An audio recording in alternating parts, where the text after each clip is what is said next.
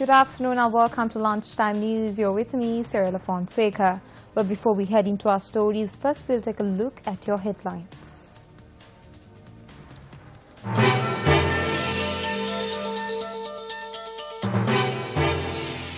The officer in charge and operations manager of Avantgarde Armory further remanded.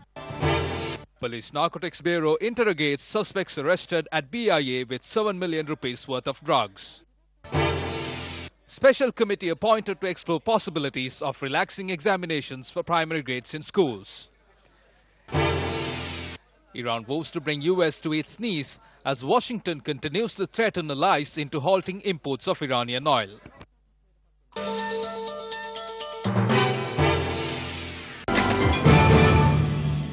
Into your lead story now, a suspect was taken into custody at the BIA while attempting to smuggle a stock of drugs into the country.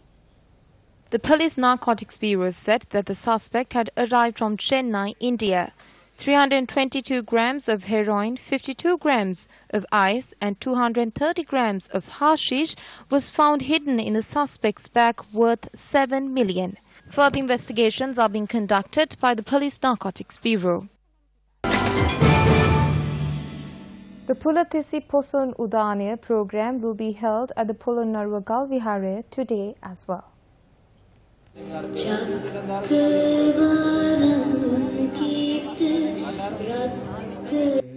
The exposition of the sacred relics of the Maserati Road, which were brought from the Nelligala International Buddhist Center, will be held at the Polonnaruwa Galvihare.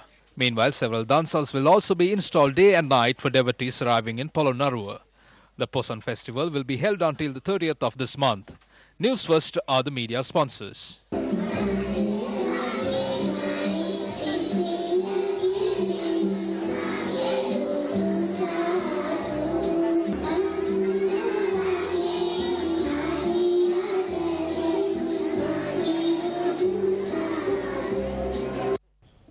Into one of your headline-making stories now, the officer in charge and the operation manager of the Avantgarde Armory, who are in custody after being arrested by the Criminal Investigation Department, were ordered to be further remanded until the 12th of July.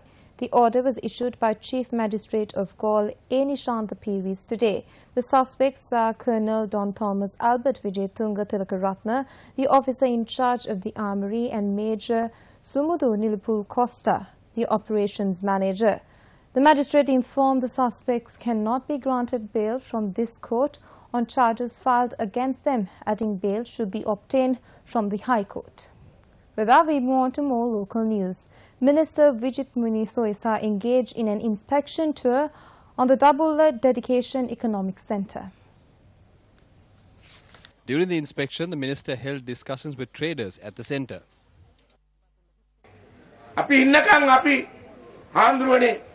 If the Buddha Sasana and Mahasangha faces any obstructions or troubles, we will always speak about it for as long as we are here.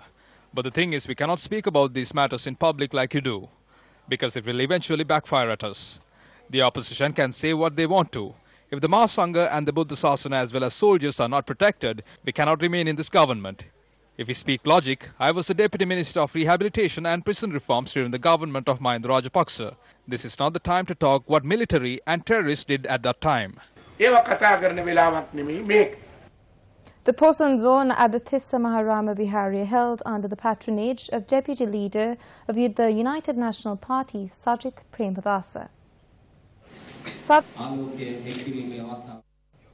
Sajith Premadasa also lit the enshrined at the Tissa Maharame. Minister Sajith Premadasa then declared open the Thorina constructed using his own funds.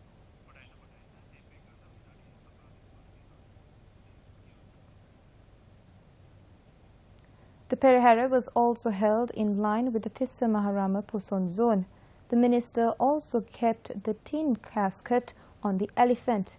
Minister also provided funds for the future activities of the Vihara.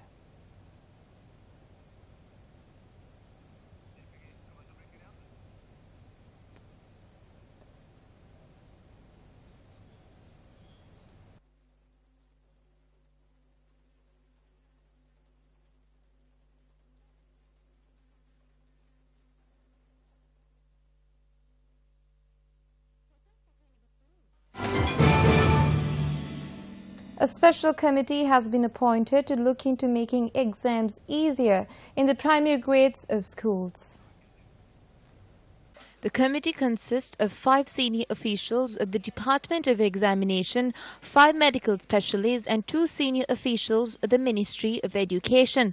According to the Department of Examinations, the relevant committee is engaged in a special study on the relaxation of the examination of the students in the 1st, 2nd and 3rd grades.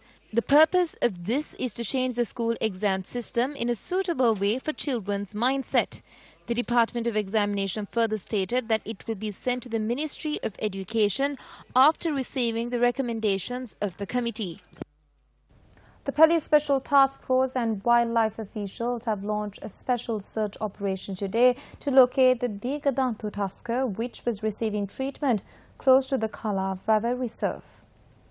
The tusker was recently found to have sustained gunshot wounds on its left leg as a result of the human-elephant conflict. The tusker was found following information received from fishermen in the area. Thereafter, a team led by veterinary surgeons for the North-Western Province and Anuradhapura, Chandanajaya Singha began treating the elephant. The Digadantu tusker in the Kalavavu Reserve is known to have the longest tusks in the country. Now, 30 human skeletons and bone fragments have been unearthed in the Mannar town.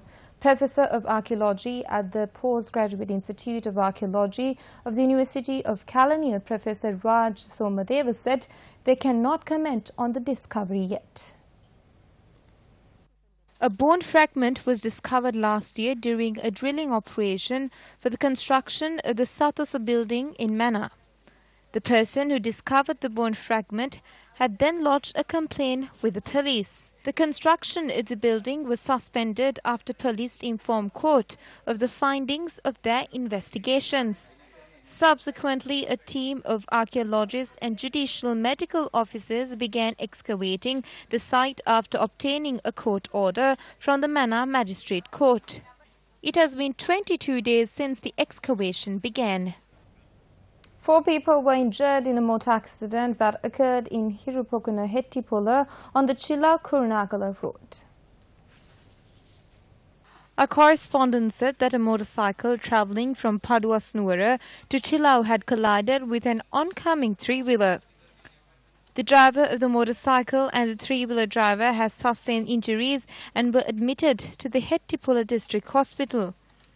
They were later transferred to the Kuliapitiya Base Hospital and are currently receiving treatment at the intensive care unit of the National Hospital. The injured are residents of Hettipola. The other 2 victims injured in the accident continue to receive treatment at the Kuliapitiya Base Hospital. Due to the dilapidated condition of the Maserati Road, people in the area have been severely inconvenienced. This is the shortest alternative route to Mathura, Kamarugamua, Varakapitiya, Valigama. Residents says this road has not been repaired for the past 10 years. This is the easiest route to reach Mathura town during traffic hours on the Mathura-Akurasa Road. Residents of the area request the authorities to renovate this road, which is being used by 400 people, including school children. Well, this is a wrap of lunchtime news for the day. Do join us again on our afternoon 55s with the very latest. More news follows on our website, www.newsfirst.lk.